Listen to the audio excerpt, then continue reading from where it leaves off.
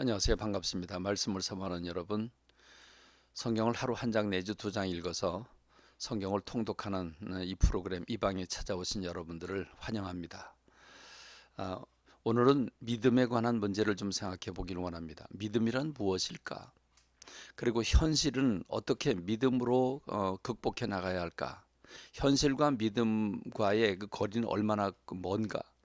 하나님을 믿는 사람들이라면 믿음이 뭔지를 다 알고 있습니다. 그러나 실제로 삶의 현장에서 내 몸으로 그리고 현실에서 그 믿음을 지켜나가려고 하면 눈앞이 캄캄하고 보이지 않을 때도 있습니다. 이 믿음과 현실 사이에서 우리는 무엇을 어떻게 잡아야 되는지 이런 부분을 우리는 출애굽기 14장과 15장에서 이스라엘 백성들이 홍해 바다를 건너가는 이 사건을 통해서 교훈을 얻을 수 있습니다. 이스라엘 백성들은 이제 희망을 가지고 젖과 꿀이 나오는 그 가나안 땅을 향해서 출발합니다. 하나님은 그들에게 구름 기둥과 불 기둥이라고 하는 어마어마한 인류 전체가 맛보지 못한 가이드를 세워주시게 됩니다. 하나님은 너희가 고민할 필요 없다. 내가 너희들 앞서서 길을 간다. 너희가 어느 길로 갈까 걱정하지 말고 언제 여기서 얼마큼 쉬었다가 얼마큼 갈까 걱정하지 말고 내가 다 인도할 테니 너희는 따라오기만 해라. 그래서 이스라엘이 구름 기둥과 불 기둥을 바라보고 따라갑니다. 하나님은 블레셋 지역, 블레셋 사람들이 살고 있는 지경으로 가면 빠른 지름길로 가는 거지만 하나님은 그 길을 허락하지 않으셨습니다. 왜냐하면 이스라엘 백성들이 전쟁을 해보지 않았기 때문에 블레셋 대군과 전쟁을 하게 되면 그들이 더 곤혹스러워할 것이 불보듯 뻔할 것이기 때문에 하나님은 의도적으로 홍해 바다를 건너서 가나안 땅으로 가게 하십니다. 그래서 하나님은 바닷가에 장막을 치게 했습니다. 그 홍해 바다 앞에 장막을 치게 했는데 하나님은 일부러 그렇게 하셨습니다. 이스라엘 백성들이 바닷가에 그 200만 명, 300만 명이나 되는 사람들이 바닷가에 장막을 치면, 텐트를 치면, 여러분 한번 생각해 보십시오. 300만 명이 텐트를 치고 있는 그 광경을 말입니다. 그것은 곧장 애굽 왕에게 전달이 되게 될 것입니다. 그렇습니다. 하나님은 그걸 다 보셨습니다. 일부러 홍해바다 앞에 장막을 치게 되면 바로가 볼 때 너희들은 도가내던 쥐다. 이제 죽었다. 우리가 저 노예 잘 부려먹었는데 우리가 보내고 얼마나 우리가 손실이 크냐. 다시 붙잡아 오자. 그리고 추격을 할 것이다. 그렇게 추격을 하면 내가 그들을 통해서 영광을 받을 것이다. 애굽 사람에게도 내가 하나님이 여호와라고 하는 사실을 알게 하겠다. 이렇게 하나님은 모세에게 이스라엘 백성들에게 말씀하셨습니다.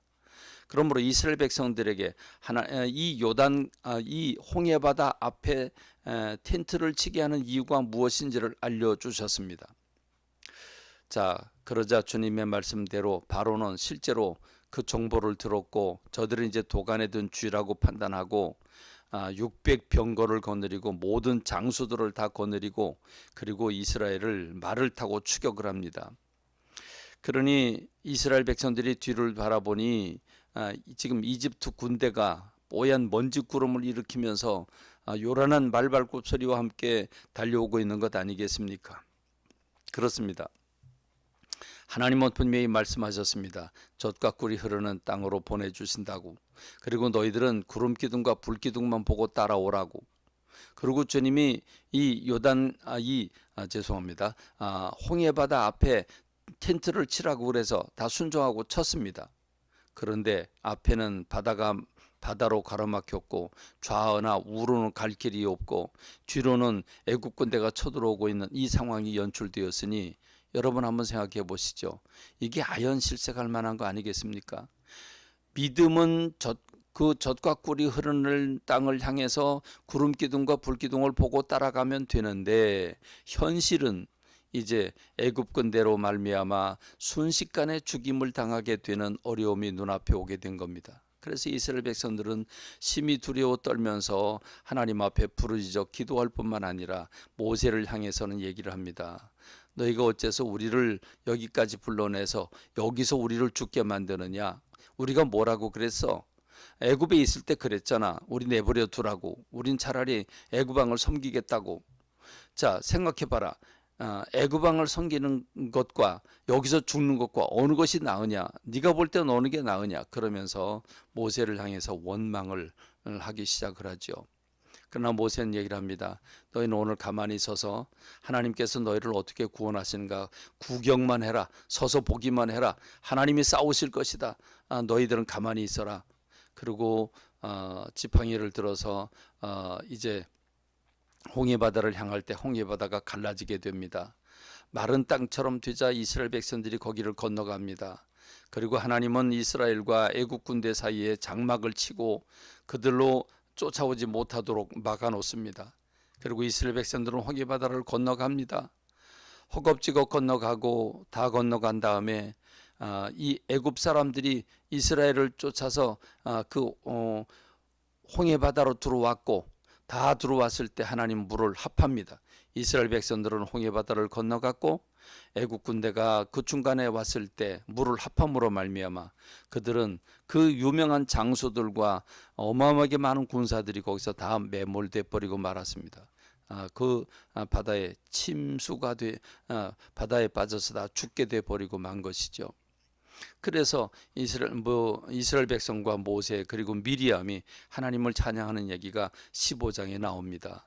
여러분, 하나님은 분명히 이스라엘 백성들에게 애국 군대가 추격해 올 것이라는 것까지도 말씀을 주셨습니다.